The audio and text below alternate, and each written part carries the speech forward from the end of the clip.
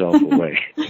Yeah, no, I agree with And you. the convenient lie was, I woke up and I found this entity standing there at the foot of my bed, and both of us jumped because he screwed up because he woke me up, and I was there in my bed, and like, whoa, what are you? What are you doing here? What is this? And his reaction, I mean, this is all mental, right? Because, telepathy is not a one-way street. Once a telepathic channel is open, it's like Broadway, open highway. And while your ego is dealing with the immediate strangeness of this encounter, your soul is more powerful than your mind. And while they're trying to get over on you and you're dealing with this immediate issue, your soul is in there and learning what they know, but they don't know that. So I came out of this thing knowing things they knew that they didn't know I got, because my mind was better, more centered, better prepared to deal with it. So just to make this, it's actually it's one of the great moments of my life. I woke up at Fire Island, 1978, Labor Day, with at the time the love of my life lying in bed with me, and I had saved her life the day before in a very rough ocean. My girlfriend had almost drowned, and I'd saved her. I went out, I swam in, I brought her in. I was almost killed myself by some waves that were crashing and threw me against the bottom, almost swept me out to sea. And so on this, the next night, early morning at dawn light coming through, something stirred me. I opened my eyes, and there at the foot of my bed was this little creature, about 3.5 feet high, kind of purple gray in color, reptilian looking, looked like it had the nose of a bat and very long fangs and kind of like little weird nubs or horns on his head. But he jumped and like, "You're not supposed to see me." I go, "Well, I am seeing you." And he's like, "This is not allowed." And I said, "Allowed by whom?" It's just the way it goes. It goes like so fast. And he's shaking, he's trembling. And I said to myself, wow, this guy's in trouble with somebody. He's really screwed up. He wasn't supposed to wake me, but he sure did. And he says, we have to get out of this. We have to get out of this. This is not allowed. And I said to him, not allowed? You're the one that's not supposed to be here. I'm in the right place. This is my bed. I'm supposed to be here. You're the one that's in trouble, not me. And this is, again, it's going back and forth. And he's shaking and trembling. And I'm going, wow, who is this guy scared of? Who is this creature really? He's in trouble with somebody, and he knows he really screwed up. And then he had a change of mind. He got his own fear together, and he turned on me, and he gave me another really strange look like, you're scared. He was trying to implant fear in my head. Yeah. And I was taken aback by the menace of it. He turned from a scared little creature, kind of funny, cartoony to me, He turns on me and really sinister, changes his pose and his gesture, and he points he had 3 little fingers, like talons, like a claws, and he points at me with one of them. He says, "You're scared." And I was taken aback. I clenched my fist, because I felt threatened. So I clenched my fist. And I looked at him, and then he threw a thought form into my head about what he was going to do if I tangled with him. He showed me his claw, and he said, "Oh, scratch your arm," And he scratched. He made a gesture like scratching my left forearm.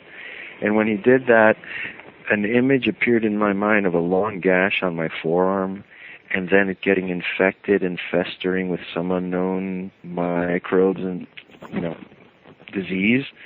And right. I said to myself, whoa, man, you don't want to tangle with this thing. This would be like wrestling with a little leopard, that stood on 2 feet and was smarter than a human being, So I said, I had clenched my fist, and he had said, "You're scared," and then he threatened to scratch me. And I said to myself, wow, I don't want to tangle with this little panther.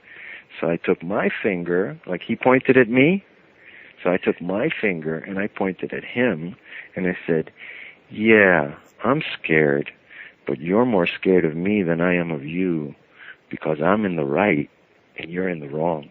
You're not supposed to be here." And then he fell apart again. He started shaking, and he started shaking, and he said, "Oh, we've got to get out of this. This is not allowed. We have to find a way out of this."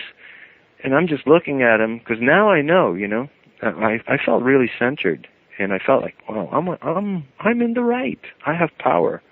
I'm a human being. This is an animal, And my grandfather taught me not to be afraid of animals. Always look them in the eye and don't turn your back on them. So the next thing is this is great. This is the great part.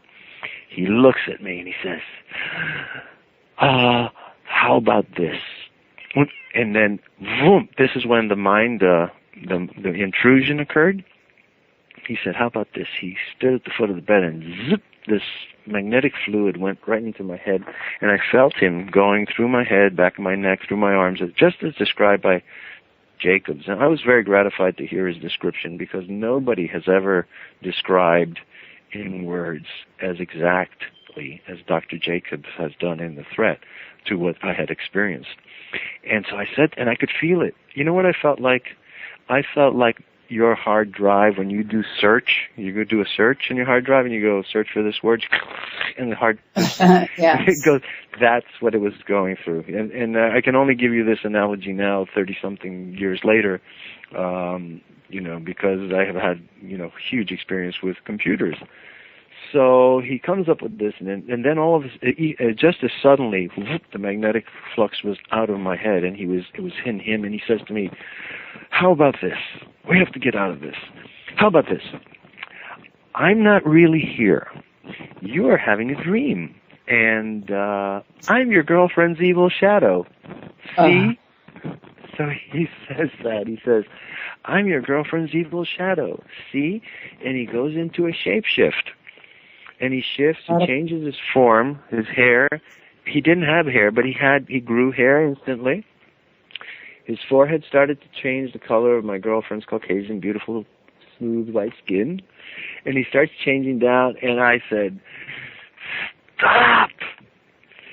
Stop right here! And I'm pointing, and I'm really mad. You know what I said to you about somebody trying to lie to you? When it's just like a verbal lie, but here's this guy. And I said to myself, this creature has just jumped into my optic lobe, and he's trying to superimpose a hallucination on my visual cortex.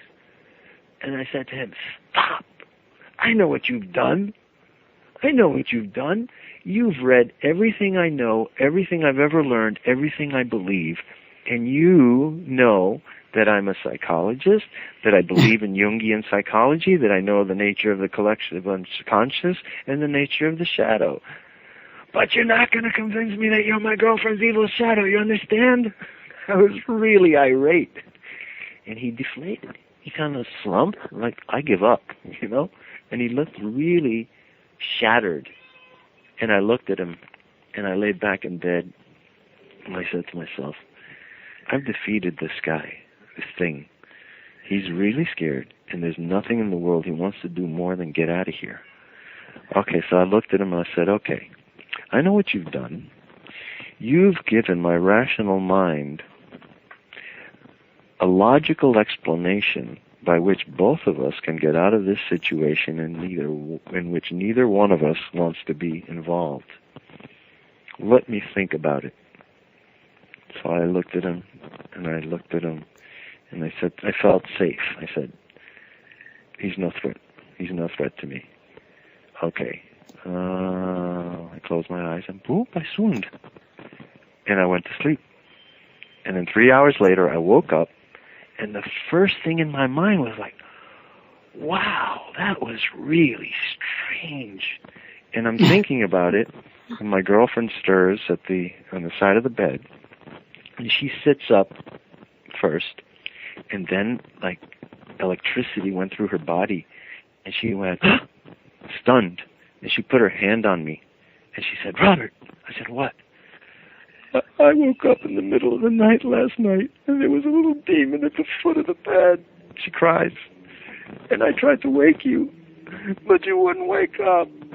She's crying, and she hit me. She hit me 3 times, really angry at me for not having woken up when she confronted this little demon at the foot of the bed. So I went